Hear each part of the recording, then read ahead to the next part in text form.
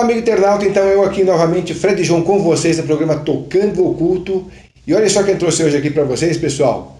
Nosso querido Alfredo Narras. Seja bem-vindo, Alfredo. Fred, muito prazer estar com vocês. Prazer meu. Muito grande. Obrigado, viu? O Alfredo tem um histórico muito interessante, pessoal. Para quem já conhece o Alfredo de vídeos na internet, dos seus livros, já conhece bem de quem eu estou falando. Mas eu vou deixar o Alfredo se apresentar, porque eu já falei para ele que aqui é um bate-papo bem gostoso, bem informal, onde a gente leva para vocês um pouco dessa história individual de cada convidado, mas também a gente fala com profundidade o tema que se for falar aqui, né?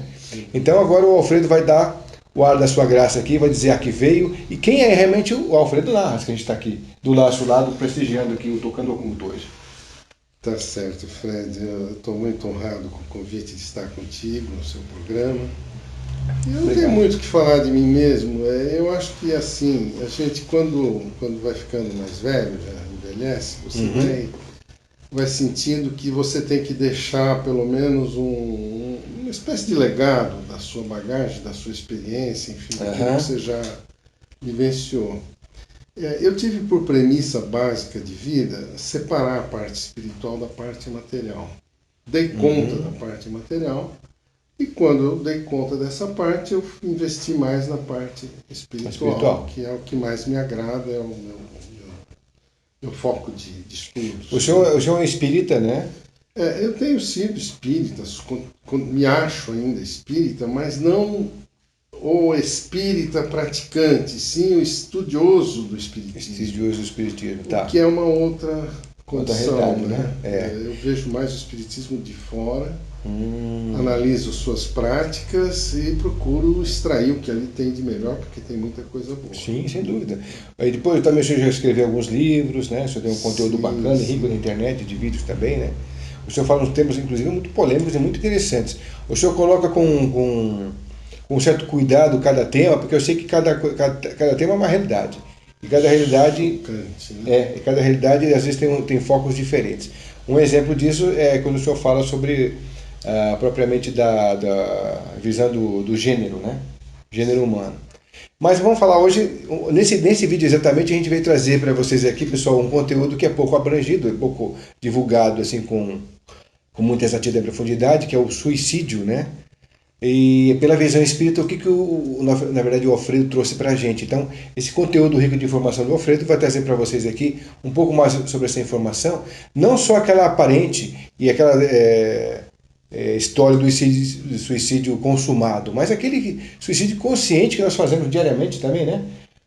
Que a gente nem sempre dá conta daquilo. Eu tenho uma pergunta para fazer, várias perguntas para o senhor a respeito disso, que também é interessante ao longo dessa conversa, porque a gente não se dá conta pela automatização da nossa vida prática aqui, né? Sem dúvida. Então essa questão é uma questão que a gente pode depois vai pincelar um pouco mais para eles lá. Mas então, como é que o senhor vê essa questão hoje em dia na atual sociedade do suicídio? O suicídio na realidade é um paradoxo, né? Porque você nasce para viver, para construir a tua vida pessoal, realizar as tarefas pelas quais você, digamos, espiritualmente se comprometeu a fazer, que essa é uma realidade que é controversa, mas é real.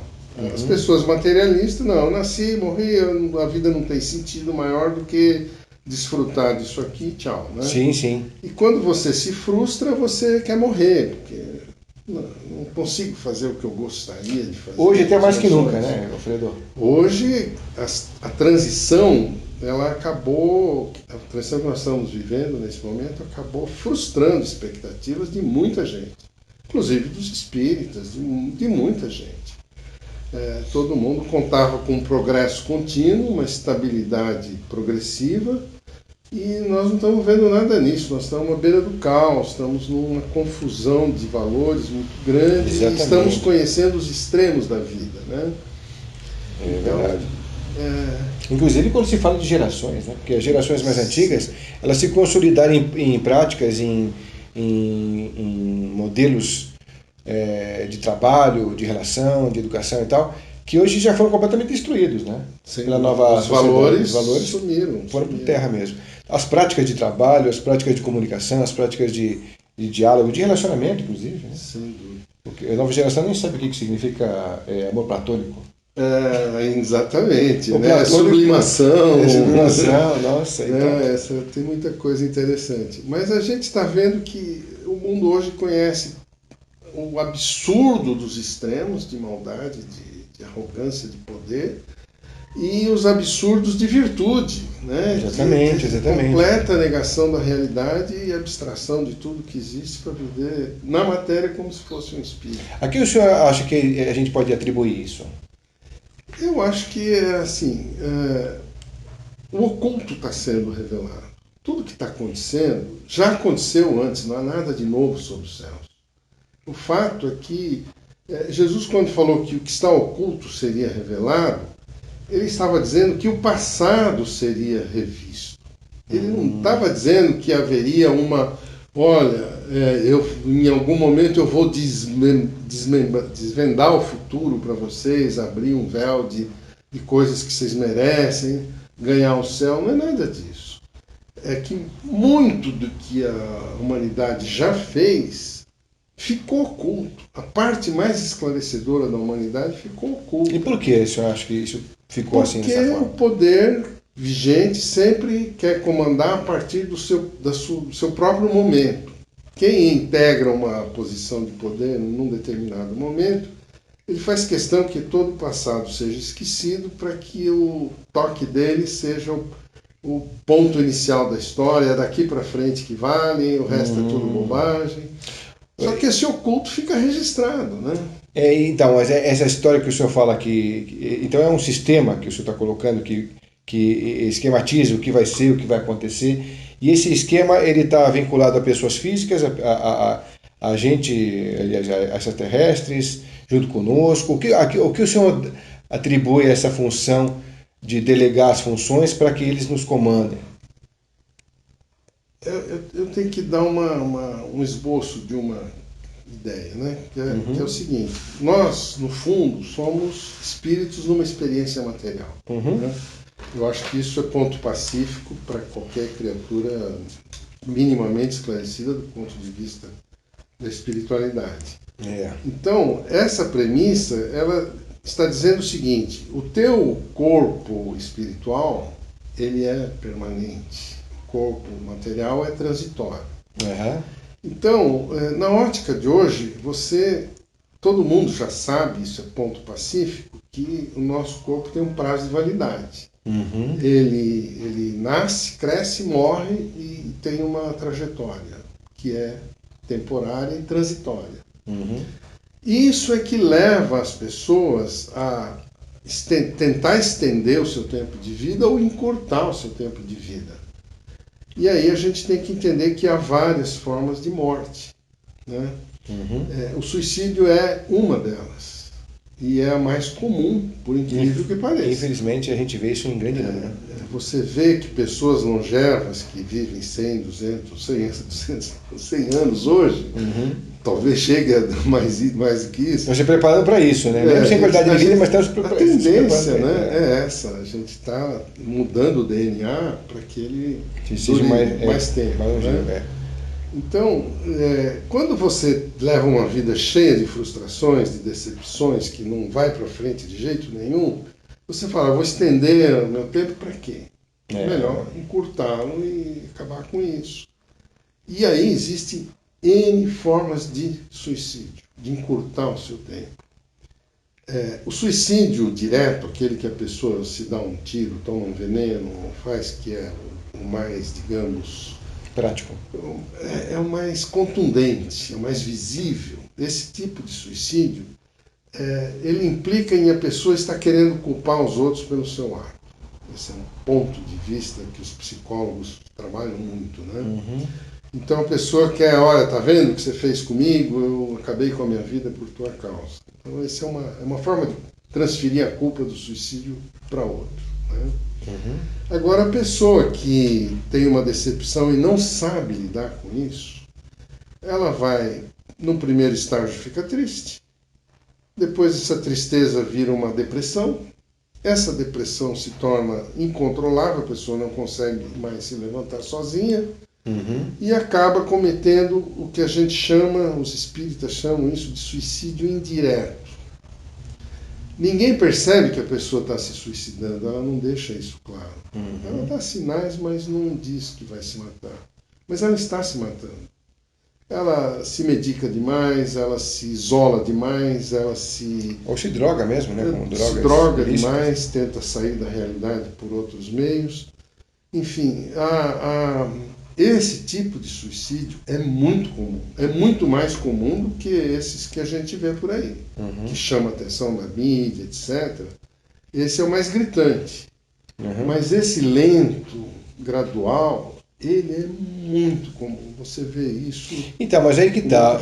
Às vezes a gente sente que a pessoa tem uma certa espiritualidade, tem uma certa linha de conduta, mas aí ela fuma que desesperadamente. Ela sabe que aquele fim dela pode não ser um dos melhores, até porque aquilo compromete com certeza, sem... Compromete o seu futuro espiritual, entra na tua vida permanente. Exatamente. Ou a bebedeira mesmo, né? Você vê que tudo acaba sendo contaminado, até inclusive a sua própria aura, né? Sem dúvida. Tudo isso. A vibração vai lá para baixo, você não consegue mais conviver com pessoas elegantes, você passa a conviver com gente barulhenta.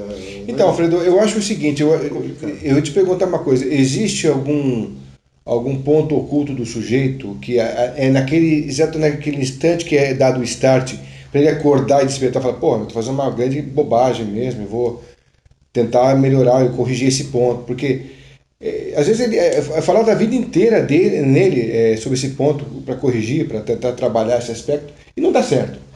De uma hora para outra tem um start, pô, agora acho que eu já saquei o que ele tem que fazer, tal, e aí acorda disso. E sai do... Como se fosse um transe. Exatamente. Existe um transe nisso mesmo? Até onde a gente tem algum esclarecimento a respeito, vinda de fora, ou seja, do plano espiritual, todo suicida já se suicidou em outras vidas. Ele tem uma tendência. Né? Eu convivi muito tempo com o Chico Xavier e tive muitas experiências de, primeiro, comunicações de espíritos suicidas. Eu queria que o senhor falasse mais sobre isso, é legal.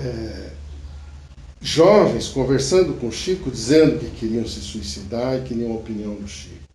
Então, eu tenho um tipo de experiência que não é comum, que foi devido ao tipo de trabalho que eu participei.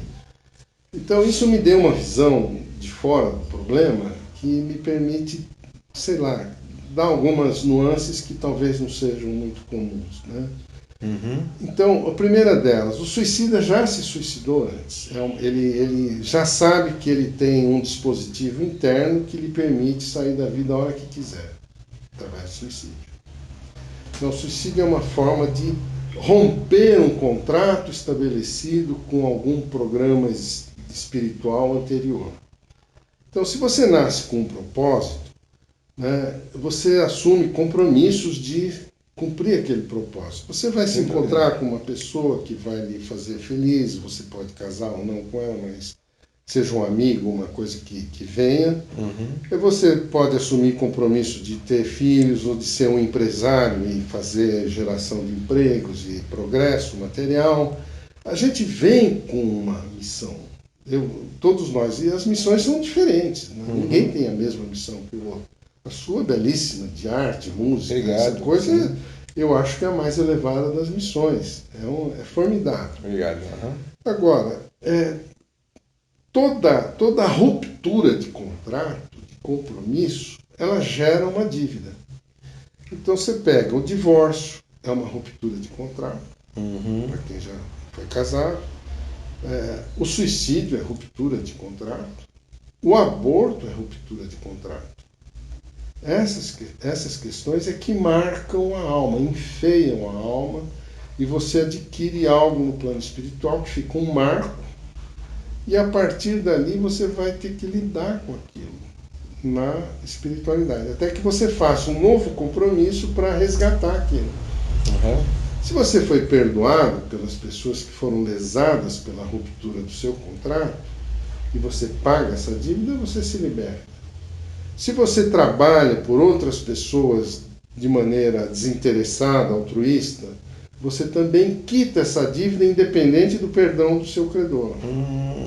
Então, é saber trabalhar essas dívidas nossas do passado é que faz com que você evite a depressão, o suicídio, etc. Porque você sabe que tem erros graves, porém, você paga essa dívida trabalhando com outras tarefas, mesmo fora do contrato, mas você não para de trabalhar. Sr. Alfredo, mas como é que a gente pode entender que se o suicídio ele volta a fazer o mesmo ato na outra vida, como é que a gente pode entender que ele passou pelo processo e entendeu que aquele foi um grande erro dele, pagou por um preço que não foi barato, né? Sim, Depois o senhor vai contar como é que o senhor viu isso também junto com o Chico, através do sofrimento deles, e não assimilou que esse contexto ele não quer mais, ele vai querer de novo passar por esse problema na outra vida? De forma oculta, no interior de cada espírito, ele sabe que, mesmo se suicidando, ele vai ter outra chance lá na frente. Desde que ele sabe que tem a reencarnação, ele vai dizer, bom, eu não consigo mais fazer nada nessa vida, eu vou encurtar meu caminho e volto numa outra vida para fazer diferente. Então é uma maneira de encarar o suicídio. Uhum. A outra maneira é a maneira materialista. O cara nem é ateu, o cara que não tem a menor noção de vida espiritual, que é raro hoje, essa criatura totalmente materialista, ela acha que a morte acaba com tudo, tchau, eu vou agora porque eu não tenho mais nada para fazer e vou embora. Então cumpri minha missão, fiz minha tarefa, não tenho mais nada para fazer, e assume que sua vida está encerrada e vai embora. Se suicida com bebida, com droga, com tiro, seja lá como for. Mas ela entende que acabou. Para que ficar numa situação que acabou? Então, o materialista geralmente parte dessa premissa. Ele não tem mais razão para viver, não tem um objetivo, não tem não tem um sentido para a vida dele. Então, olha, é melhor morrer. A gente mesmo, por mais espiritualidade que seja, a gente passa por esses momentos de não querer mais estar por aqui. Decepção. Porque, às vezes a gente não sabe o grau de decepção que a gente causa nas pessoas. Exatamente. E as pessoas não sabem as decepções que elas causam em nós. Também, é muito importante, é verdade. O maior problema da vida, no meu modo de entender, é o relacionamento humano. É a coisa mais difícil que existe. Parece que é até mais simples, não é, né? É o mais difícil, né? Você pega uma pessoa que se compromete, não, eu vou cooperar com você, vamos fazer esse trabalho, vamos lá, a pessoa de repente, um dos dois rompe o contrato. Essas são as decepções que marcam a vida, né? Então, eu acho que a questão é saber lidar com as rupturas. Agora, de uma forma global, o planeta está rompendo os seus limites. Exatamente, isso eu ia perguntar para o senhor também. Nós estamos diante de uma realidade nova, que é a tecnologia nos mostrando que nós podemos ficar completamente livres do trabalho. E ele vai fazer o que da vida?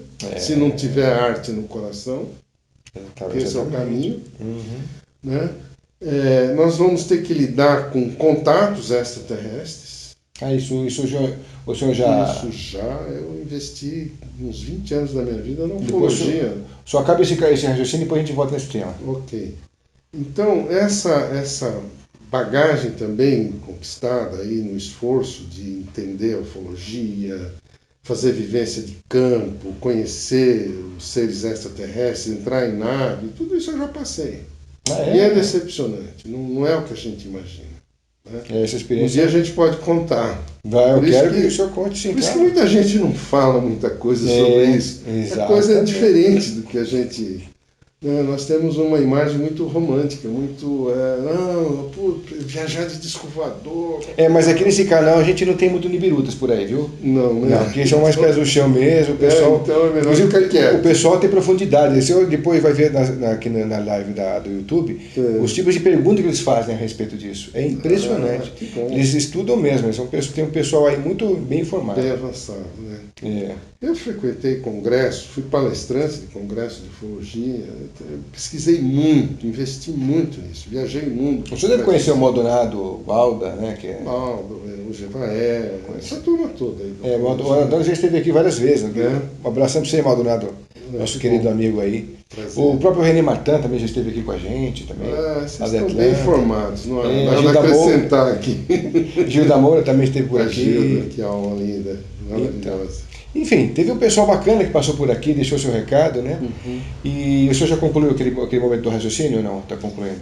Eu não sei, eu procuro dar um fecho na ideia, mas eu acho que deixando aberto para um sentido da parte de quem nos ouve, qual o interesse, onde seria melhor aprofundar.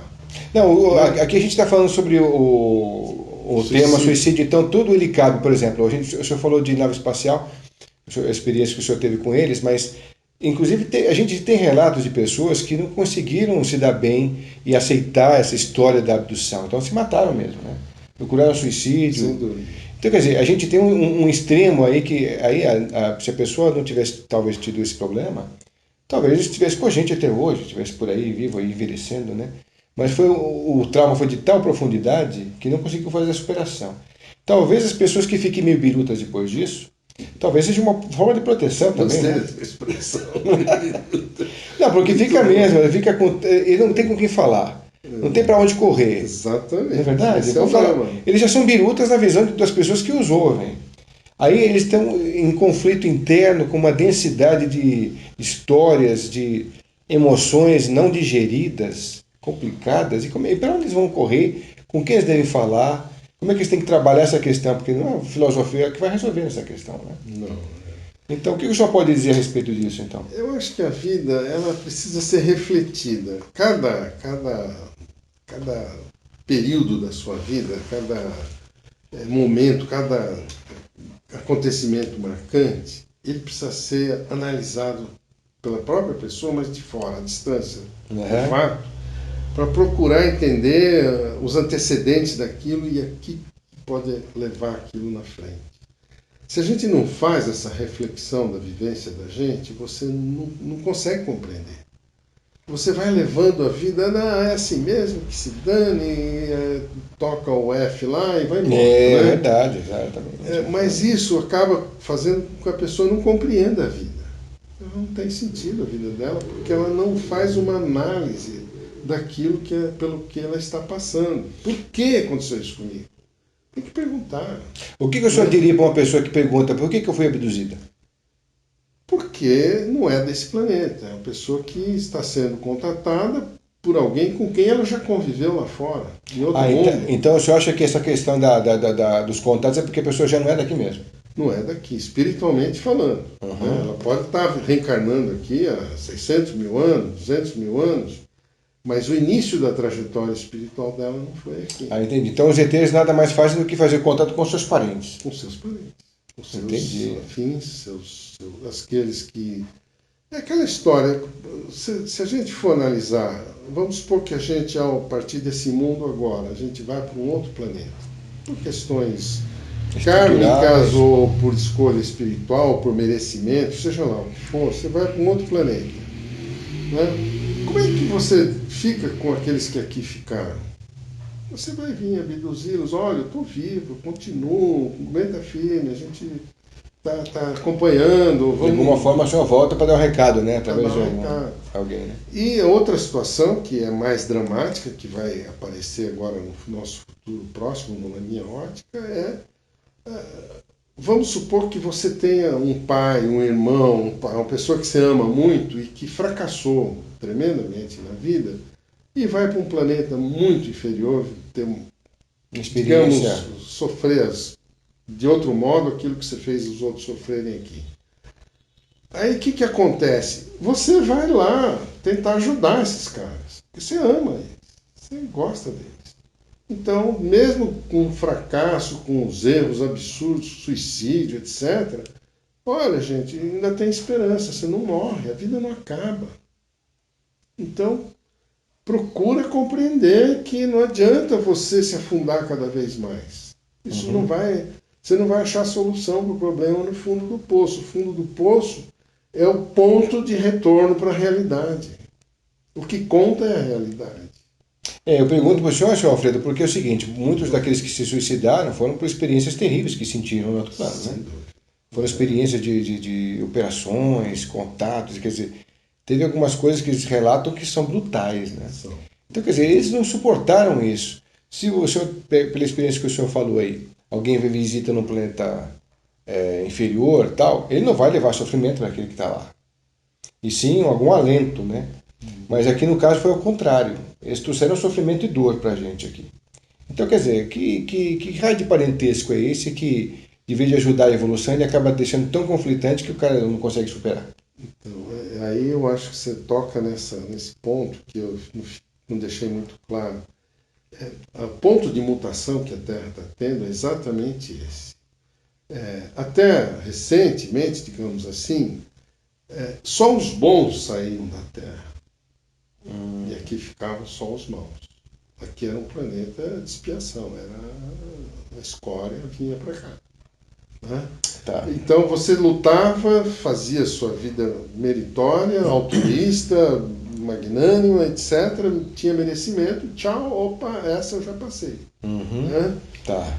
A mutação que está tendo é que, como a gente vai se graduar em esclarecimento, em conhecimento, em poder de mudança, o que vai acontecer? Tem que tirar os maus daqui para que a gente possa tocar o barco. É o que está difícil de fazer, né? Porque o que está ficando continua sendo mal, né? Eu acho que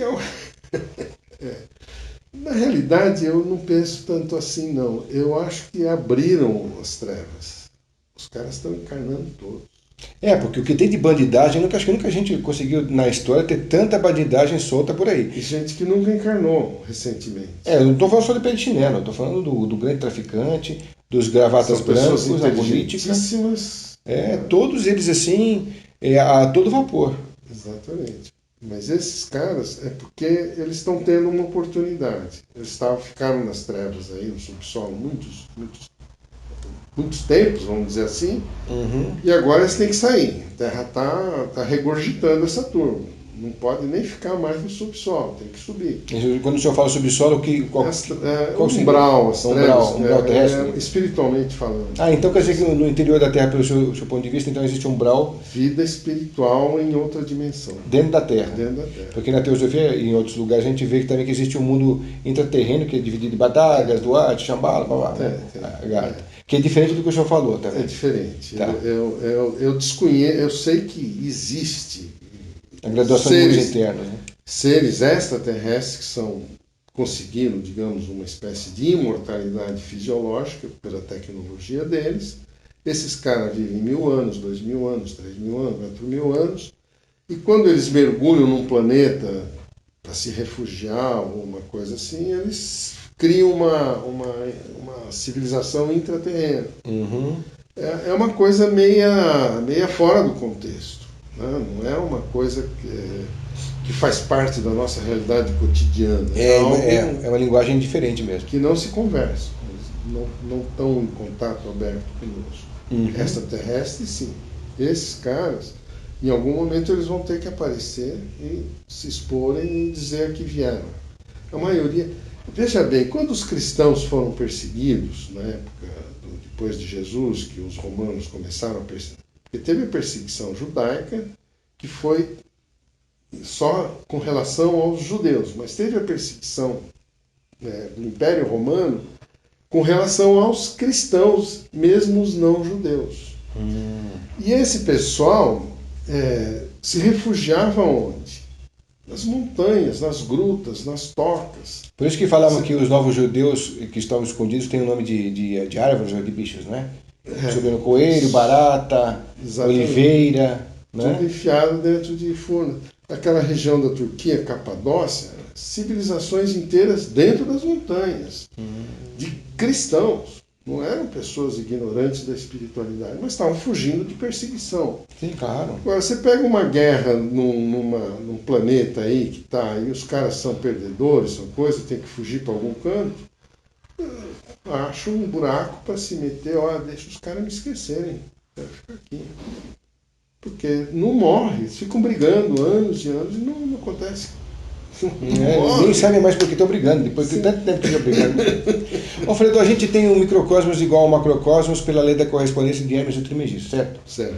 A gente está no meio de tudo isso. Dentro do nosso organismo, quando você tem as células ruins, trabalhando no organismo, as células boas atacam para a defesa do próprio todo, não é?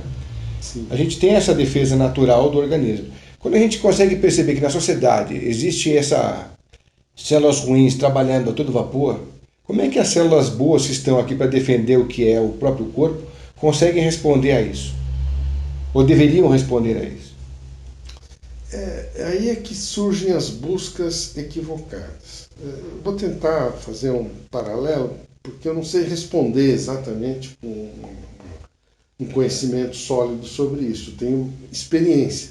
Tá. Eu trabalhei alguns anos durante a minha vida de espírita, trabalhador espírita, fazendo palestra para jovens drogados em clínicas. Né? Que legal. Então você vê que é gente esclarecida, formada, gente inteligente, de boa família. É inacreditável você ver esse universo. Porque quem pode pagar uma clínica é alguém que tem recursos. Tem recursos, claro. Então você vai conversar com jovens que têm berço, tem toda a condição de não estar ali, está ali por escolha própria. E nesses casos eu tive a oportunidade de conversar com alguns rapazes, até filhos de amigos meus, a pedido dos pais, conversando com eles. Eu acabei chegando a algumas coisas, conhecimentos interessantes. Por que você se droga? Você é tão inteligente, formado, estudioso, cara legal, tinha tudo, família, tinha namorada, tinha a vida que qualquer um gostaria de ter. O que aconteceu? Exatamente isso. A mudança para a compreensão do espiritual requer a morte de algumas células e o nascimento de outras. Essa renovação celular, às vezes o cara não consegue fazer isso com a própria vontade, não consegue alterar o DNA com a própria vontade, ela vai buscar algum elemento de alteração que é a droga. A droga altera. Então é uma busca, no fundo, o drogado está buscando alguma coisa para compreender a mutação que está acontecendo fora dele. E essa busca, às vezes, é equivocada, então o cara mergulha num abismo de trevas dentro dele mesmo. Mas eu tive, por exemplo, uma experiência incrível. Teve um amigo meu, muito bacana, ele era espírita até, e se envolveu com droga. E aí eu fui lá, não vou falar nome, porque não preciso.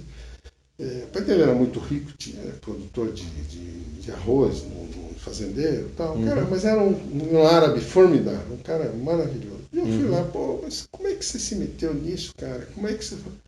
Eu falei, você já experimentou droga? Eu falei, não preciso, eu já sou louco por natureza, eu vou usar droga para quê? Mas foi um papo assim muito amistoso. Aí ele falou, olha, eu tomava... Ele tomava LSD na época, isso é bem antigo, tá? Eu falei, você já imaginou você olhar para uma pessoa e ver o sangue correndo dentro da pessoa para quem você está olhando? Você já olhou para uma árvore e viu a seiva da árvore? Nossa, isso é incrível. Dilata a percepção. Você já viu eletricidade correndo dentro de um fio?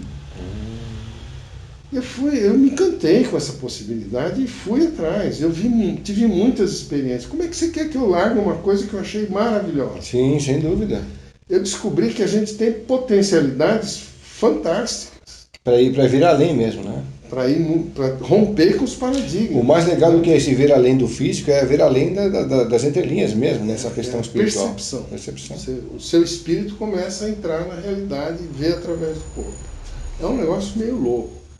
Mas eu falei, e aí, o que você vai fazer com isso? Ele falou, eu não tenho o que fazer, eu estou viciado, agora eu tenho que sair disso para voltar à vida normal, minha namorada está me esperando. No fundo, o que puxa é o amor.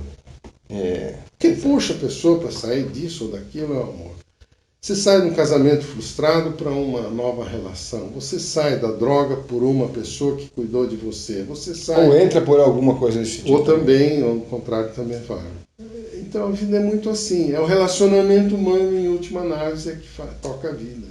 Mas, senhor Alfredo, aqui, eu vou chamar de Alfredo, né? Porque a gente já falou que esse Alfredo eu já estava incomodado. Eu sou velhinho aí, de cabelo branco. O senhor... É por respeito, claro, né, Alfredo? Por respeito, claro. Mas, Alfredo, a gente tem essa questão toda da atualidade. Aqui no Brasil, a gente vê muito claramente isso, que são ideologias partidárias ideologias políticas muito fortes, né? Então, tem aqueles que, não estou nem falando sobre a política de cada um, mas tem uns que defendem que o bandido que causa aquele mal, ele tem que ser fuzilado mesmo. Acabou, é bandido bom, é bandido morto, né? Tem aquela visão espírita, que alguns também defendem nesse sentido, de que é um espírito atrasado, que está, na verdade, começando agora, um processo longo pela frente e tal. Dentro daquela ideia que eu lhe falei antes, se for ou não, dentro do seu organismo, células novas ou velhas que sejam, mas que sejam doentes, e estejam fazendo mal no seu organismo, ele vai te matar do mesmo jeito. Maus ou boas as células vão te matar. Cabe as células que são positivas, que são aquelas células de ataque, para que o corpo se mantenha vivo, fazer sua função, concorda? Então, antivírus, né? As que vão comandar essa história. Então, dentro de um planeta onde o ser humano acaba com as espécies fauna e flora, o seu próprio ecossistema, que depende dele, ele depende do ecossistema para viver, ele depende de saber comer, saber beber, ele está destruindo tudo isso ao mesmo tempo, né? Então, além do ser humano ser um grande criminoso do meio que ele vive, ele mata as espécies que sem nem ele conhecer, ele já está finalizando com vários deles já, né? Muitos entraram em extinção, inclusive.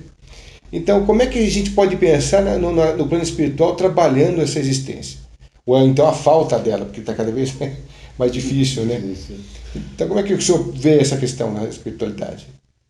Olha, assim, o Chico dizia o seguinte: se você não encontrar resposta para o seu problema, busca na doutrina espírita, que ela é mais atualizada em termos de revelação. Se você não encontrar a resposta aí, procure em Jesus. Jesus deixou todas as verdades embutidas em metáforas. Então, propósito maior da vida, qual é? É a gente se tornar Deus. Nós somos deuses. Jesus falou isso, não sou eu que estou inventando. O nosso propósito é sermos seres criadores de realidades. Ora, você vai criar uma realidade nova com base na barbárie, na violência, na coisa? Não vai. Para você criar uma realidade nova, você vai partir do que há de melhor. Vamos unificar o que há de melhor e criar um novo patamar. A partir daí, tudo fica menos ruim, né? Então, a violência que se instala, ela é fruto do quê? Da resistência à mudança. Eu não aceito mudança, eu sempre mandei aqui, eu sou dono disso, então se é meu inimigo, eu te mato. É o direito de manter a zona de conforto. O bandido, por incrível que pareça, ele vive numa zona de conforto. Sim, dele. Porque ele é o próprio senhor dele mesmo. É o poder, ele tem poder, o poder da arma. Agora, como mudar essa digamos, essa egrégora, né, que a gente vive, essa filosofia, como você falou muito bem. Como mudar isso é a pessoa que tem que mudar. Você não consegue de fora para dentro mudar um cara desse. Você vai querer doutrinar um terrorista, você não consegue. Porque a gente vê cada barbaridade que eles cometem, eles fazem atrocidades que não parecem ser seres humanos. E são normais. Parecem bestiais mesmo, né? Parecem bestiais mesmo. Então, quer dizer, a gente fica perguntando, será que esse tipo de gente tem que realmente ter espaço aqui junto conosco? A gente tem uma vida digna, a gente quer progredir, a gente tem uma correspondência por mais que a gente seja falha psiquicamente, emocionalmente, a gente tem um certo nível de conduta que é mais racional, né? Sim. Agora eles não, eles saem fora do contexto, eles são realmente bestiais. Então, qual a finalidade da bestialidade dentro do plano humano? Fred, a minha ótica é a seguinte, opinião pessoal minha. O ser humano é que tem que mudar. Não é o grande problema do mal predominar sobre o mundo é que os bons, eles não são apenas omissos. Os bons ficam esperando que os céus façam o que eles têm que fazer. Esse é o grande drama da gente. Então o mal toma conta, porque os bons são tímidos, eles se fazem de vítimas, eles se submetem a situações que não precisavam se submeter, vão aos poucos, mas se submetem. Você não consegue dizer não para uma bebida, não consegue dizer não para uma droga, não consegue dizer não para uma companhia ruim, Então, essa necessidade de concordar com tudo que os outros me impõem, que é uma característica dos bons, supostamente bons, que tem que estar de acordo com a vontade dos outros, isso que ferra com a humanidade. Porque a hora que os bons assumirem, bom, olha, gente, até hoje nós fomos dominados pelos maus. Vamos mudar isso? Vamos mudar. Então vamos criar uma massa crítica unificada de gente boa para mudar essa realidade. Não queremos matar, entrar nas guerras com eles, então vamos arrumar um lugar para mandar esses caras, tirar daqui. Mas nós temos que fazer isso. Então, mas a gente tem uma massa aqui criando fakes o tempo todo, né? Na verdade, o fake news... A tecnologia tá pegando pesado. Complicou muito. Então a gente nunca sabe que notícia que é aquela realmente que está colocada ali. Agora se fala muito na queimada na Amazônia, né? Que o próprio presidente que está provocando e está de alguma forma promovendo isso. A gente também vê os caras pondo fogo na mata. Quer dizer, para prejudicar, seja para criar uma situação internacional de intervenção aqui. Então, esse é o foco. Então, né? E é isso. Na verdade, não importa se é A ou B, o que importa é que estão matando fauna e flora.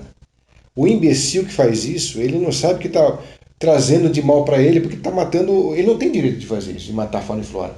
Ele está matando reinos anteriores a ele, ao dele, né? E não está com a mínima consciência da questão. Por isso que eu falo para o senhor ou para você. A bestialidade, ele está em diversos graus, né? A idiotice também. Idiotice e bestialidade. E a gente está vivendo uma era além de ser emburrecimento global, coletivo, né? Seja na parte emocional ligada à música, à arte, à dança. Tem muita coisa muito boa sendo feita também. É bom que se diga isso.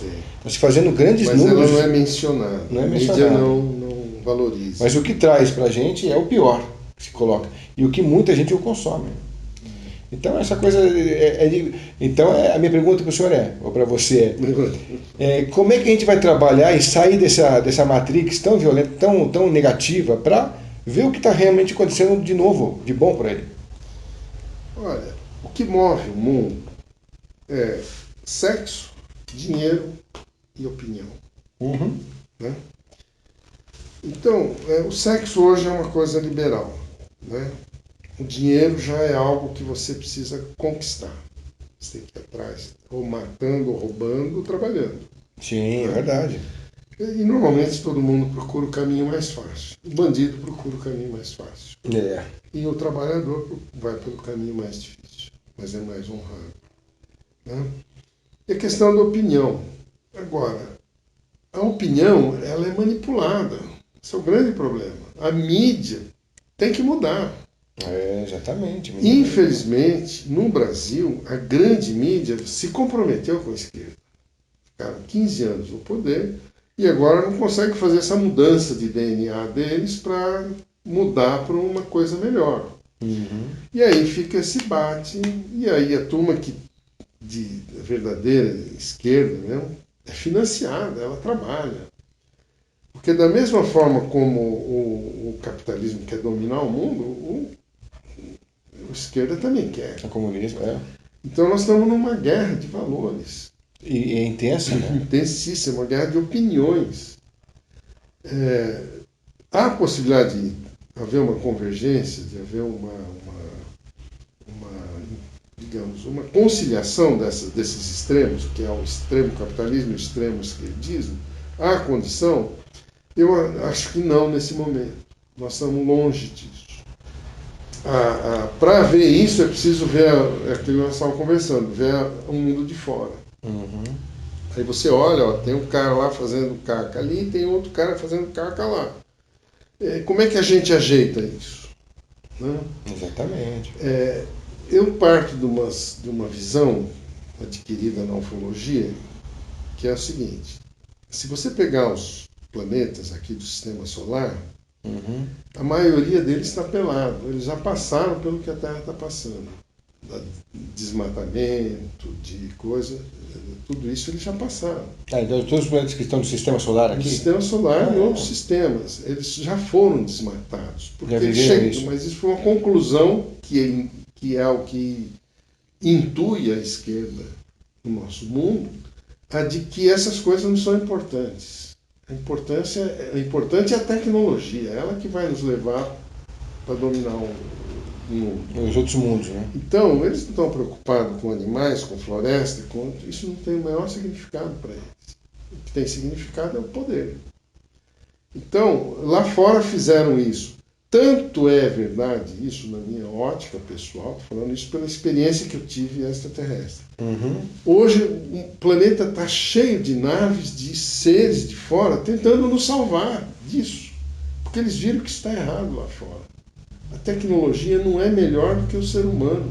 Sim, sim. Então eles estão lutando para preservar o que tem aqui. Não, mas eles também... Mas eles não interferem no livre-arbítrio. Então, mas é uma briga grande, porque uma agora... briga muito grande. Porque agora tem a inteligência artificial fazendo Não, a inteligência artificial foi criada para ela mesma fazer mais inteligência artificial. Exatamente. Olha aí, cada vez menos humano e mais máquina, né? Cada vez menos humano. Agora eu queria que você colocasse então essa questão aí a sua experiência na ufologia. Conta pra gente. A pergunta que se impõe aqui é o seguinte: o espírito vai conseguir se incorporar numa máquina e trabalhar dentro de uma máquina, se abstrair de emoções, de sexualidade, de tudo isso e ser meramente um robô?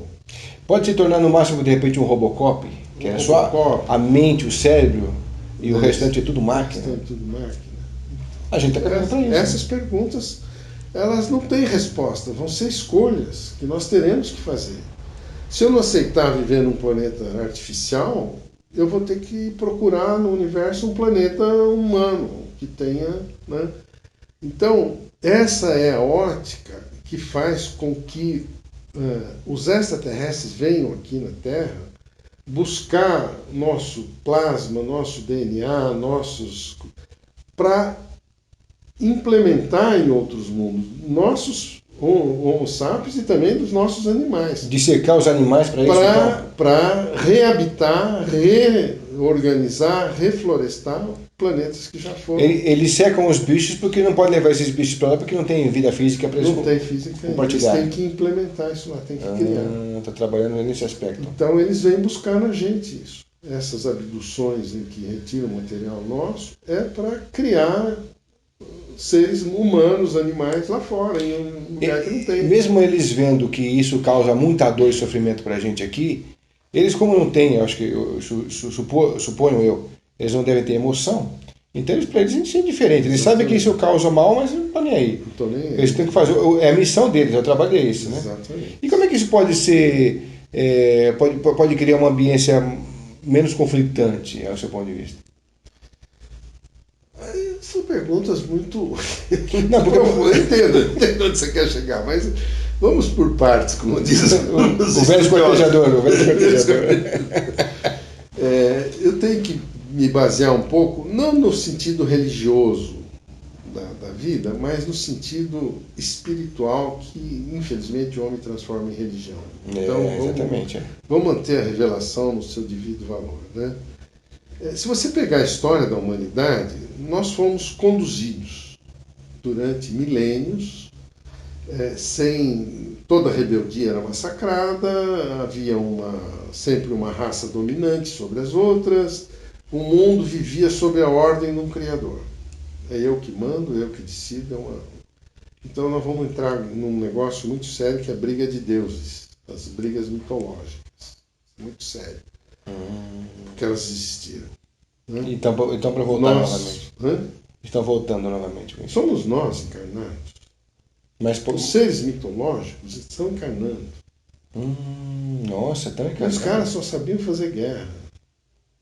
Mas com aquele poderio todo, com aquela mentalidade toda. Só que reencarna num corpo físico por escolha nossa mesmo, para quê? Para limitar o nosso poder. Para que a gente se torne vulnerável à ação dos outros. O senhor tem algum exemplo prático disso? Nós? Por exemplo, o Hitler. Eu e você aqui. Não, Hitler, por exemplo, foi algum... Claro. Qual, no seu ponto de vista, ele foi? Desses deuses? Ele veio dessas linhagem de deuses invasores aí, que queriam dominar isso aqui. Com certeza. Entre outros, né? Porque a gente teve outros. Stalin, Mussolini. Quem mudou esse paradigma foi Jesus. Jesus rompeu essa dominação que o planeta sofreu sobre os Anunnaki, sobre Capelinos, sobre Atlantes, etc. O mundo sempre foi massa de manobra, foi cobaia de seres de outros planetas. Né? Só que nós adquirimos uma coisa de tanto sofrer, de tanta submissão, de tanto levar porrada, de tanto apanhar e sobreviver, o nosso DNA se modificou. Apareceu no nosso DNA uma abertura que os extraterrestres não têm. Qual é? Mediunidade. Essa abertura é que faz com que a gente perceba outras realidades para além desse universo. Sem essa ruptura do DNA da criação desse universo, você não percebe as realidades. Daí a coisa mais maravilhosa que existe, que é o desenvolvimento mediúnico, os espíritas usam para obsidiar os outros. É verdade. Então ferrou tudo, você entende? Por isso que precisa de separar o movimento espírita do conhecimento espiritual. Porque não foi dado, na verdade, adquirir mediunidade, mas sem conhecimento, sem acolher esse conhecimento, consciência. Tem consciência, mas usa isso para dominar os outros, para submeter os outros. Então, mas aí a consciência é limitada, porque se você fala, você vê a consciência no todo, você vê que isso não funciona assim. Não deveria assim, né? Assim. Aí você quer cooptar, fica proselitista.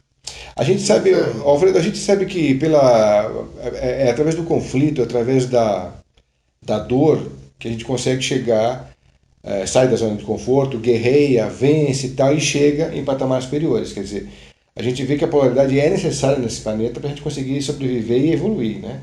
Com certeza. Agora, o que você vê nessa questão futurista do planeta, com respeito a tudo que está acontecendo? Para onde você acha que nós estamos caminhando? O que faz a gente crescer e se desenvolver é o desafio, né? E o sonho, a visão de uma possibilidade melhor. Né? Então, enquanto nós não conseguirmos, enquanto humanidade, enquanto conjunto de seres pensantes, idealizar um mundo melhor, fica difícil trabalhar em função disso. Fica cada um para si, cada um idealizando o seu melhor. Sai muita coisa boa disso? Sai. As pessoas que fazem guerra, violência, não pensam sob essa ótica. Eles pensam só em dominar o que já existe. É diferente. É diferente. Nós não queremos dominar o que já existe. A gente quer criar uma nova realidade. O diferencial é esse. Criar uma nova realidade depende de um conjunto de seres pensantes mentalizarem algo que pode ser concretizado. O universo foi criado assim. No começo era o verbo. Os seres divinos lá mentalizaram, olha, se a gente criar um negócio assim, tal, papapá, vai ser maravilhoso. É muita cor, é beleza, é arte, é música, é literatura, é teatro, é vida, é coisa maravilhosa, vamos fazer. Só que deu errado. Os deuses erram. Sim. Esse é o grande problema. Isso é verdade. Os deuses fracassam. Vai fazer de um jeito, dá um clique errado, explode tudo. É verdade. E nós estamos num mundo que começou com uma ideia genial, maravilhosa, na hora de implementar, falhou. Então, mas será que também isso já não faz parte desse planejamento? Quer dizer, através desse grande conflito aí, a superação para um outro avanço maior ainda? Eu acho que não. O Pai espiritual nosso, o verdadeiro Criador, que nos torna todos irmãos, porque do ponto de vista espiritual é que nós somos irmãos. Do ponto de vista físico, não. Não somos irmãos do ponto de vista físico, somos irmãos do ponto de vista espiritual. Então, o Criador dos nossos espíritos outorgou a seus filhos, seus espíritos que ele criou, o livre-arbítrio de criar o que quiserem. E o Pai, ele se não digo, lucupetar é uma palavra meio chata, mas ele se aproveita da experiência dos seus filhos, mesmo as que deram errado, para criar outras coisas, outorgar outros filhos para criar realidade sem erro. Mas toda a criação ela é incompleta. Ela não tem a completude. Né? os mundos que duram bilhões e bilhões de anos, o universo, não o nosso, outros universos que existem antes do nosso existir, eles já gozam de uma certa estabilidade, de uma espiritualidade elevada, enfim, as atividades são completamente diferentes da nossa, não precisa lutar para sobreviver. E também não interferem aqui? Não. Não podem interferir? Para interferir aqui eles precisam mergulhar aqui dentro, precisam descer, baixar a vibração. Tem que cair aqui dentro, que é o nosso caso. Você vê que somos todos anjos caídos. Deuses caídos, anjos caídos, seres caídos. E muitos deles inconformados com o que está aí, não sabendo como mudar e para onde correr, né? A gente tem que descer ao ponto de mutação para começar a subir. E o livro que fala isso é o do Pietro Baldi, A Grande Síntese, que mostra essa realidade. Nós tínhamos uma realidade da qual nós viemos que era saudável, que se poderia chamar de céu. Que é a espiritualidade superior, onde o Pai Celestial habita com seus espíritos. A gente desceu aqui para exercitar o livre-arbítrio e começou a se machucar aqui, machucar ali, dar de frente com um, brigar com o outro, e a coisa foi decaindo, chegamos aqui. É por isso que no livro dos Espíritos, Kardec fala, o Kardec perguntou, está na moda agora o filme, né, do Kardec, uma das perguntas que ele fez foi a seguinte: nós já vivemos em outros mundos? E os Espíritos disseram para ele: sim, claro, vocês já viveram em outros mundos. Esse mundo, a Terra, onde vocês estão vivendo hoje, é o mais inferior, é o fundo do poço, é aqui. Viver na matéria densa é o ponto mais baixo da evolução, é o ponto de mutação. É daqui que você começa a espiral de volta para casa. O senhor acredita que a gente realmente está vivendo um aquecimento global que vai ser de uma forma tão galopante que até em 2000 e pouco a gente pode não ter mais vida na Terra? Não? O senhor acha que a espécie não vai acabar aí? Não acredito. Pessoalmente, não. Olha, o que me faz pensar assim? Então, isso que eu ia perguntar. O que houve? Eu sou velhinho, graças a Deus a velhice também te dá isso, uma visão de tempo, de perspectiva, na qual te permite extrair conclusões. Eu vi as praias de Santos completamente sujas, podres, intragáveis, ninguém podia andar ali, era um horror. Vai ver Santos hoje. Portugal, 20 anos atrás, mais ou menos, por aí, eu fui a Portugal, miséria, favela, não tinha a zona do euro, nada, aquilo era o lixo da Europa, ia para Portugal, era o pior país da Europa, mais pobre, mais sofrido, mais doloroso, cheio de favela. Vai em Portugal hoje. Então é possível mudar. É possível. Quando a consciência ela flora, pode ser que a coisa tenha outro rumo, né? Quem que fez isso? Os portugueses. Os caras se deram conta de que eles estavam bancando os bobos de aceitar tudo de ruim sem reclamar. Você acha que de repente essa questão da inteligência artificial está sendo criada também para ajudar o humano nessa questão toda que vem pela frente aí? Seja de alimentação, seja de clima? Não acredito. Isso não vai ter função nesse sentido? Eu acho que a robotização, se ela tomar conta da Terra, a gente tem que esquecer a Terra. A gente não vai ter mente para isso, né? Porque o robô jamais vai ter mediunidade. Os extraterrestres são todos robotizados. Eles não têm mediunidade. A mediunidade foi uma conquista do Homo sapiens obtida no meio da lama, da flor de lótus. Isso, para um extraterrestre adquirir essa faculdade, teria que passar pelo que nós passamos, ou pelo exercício da vontade de romper o próprio DNA para que ele se abra para fora. O que nos constrange, o que nos limita, o que nos faz ser tão chucros do ponto de vista de poder pensar, que a gente pensa e o que a gente faz é tão diferente, essa incoerência, essa coisa dolorosa que é a vida, ela é fruto da falta da mediunidade. Você não consegue se abstrair da realidade para trabalhá-la de fora. A mediunidade te permite isso. Você percebe. Uma coisa é você saber o que você está fazendo. Olha, se eu pregar uma peça na outra, eu monto uma cadeira, eu monto um sofá, isso é uma tecnologia, né? Isso é um modus operandi, você sabe fazer. Outra coisa é você perceber o que pode ser feito. Diferente. Aí você mentaliza, puxa, se a gente fizesse assim, ia dar nisso.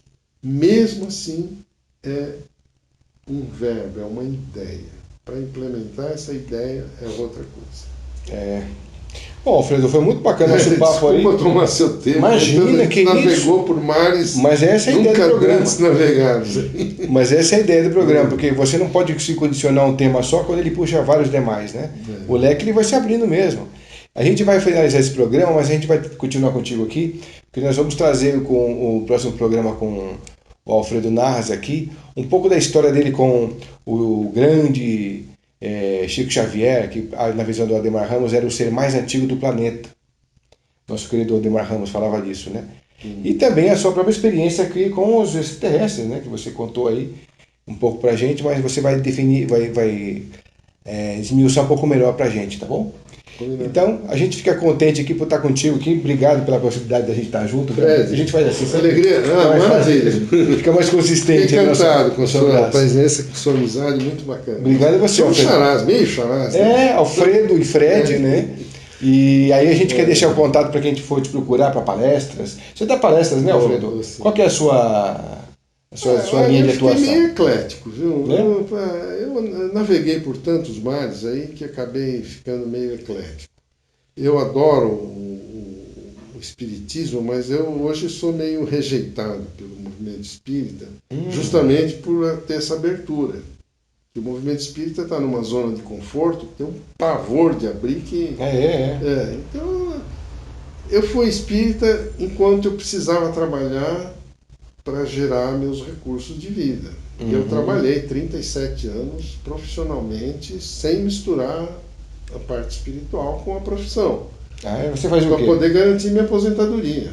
Claro. Eu fui economista, trabalhei no Ministério da Fazenda, trabalhei na Eletropaulo, me aposentei pela Eletropaulo. Então, à medida que eu garantia minha aposentadoria, meu meio de sobrevivência, eu não sou ambicioso de querer ficar rico.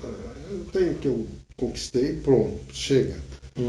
Aí, a partir da aposentadoria, eu falei, eu vou me soltar. Então, eu só fazia palestra dentro das casas espíritas, fechadas a 4 paredes, de assuntos que não podiam extrapolar. Aí eu falei, chega, agora eu vou pagar o preço do que eu aprendi. Eu vou tentar, não digo ensinar ninguém, eu não tenho esse dom de ensinar nada, mas pelo menos expor as ideias, né? Usar minha liberdade de expressão que eu conquistei para passar o que for útil para quem quiser aproveitar-se disso. É só isso. Não tenho nenhum propósito, não quero fazer instituto nenhum, não quero fazer igreja nenhuma, não quero... Eu estou que nem você, é humanismo.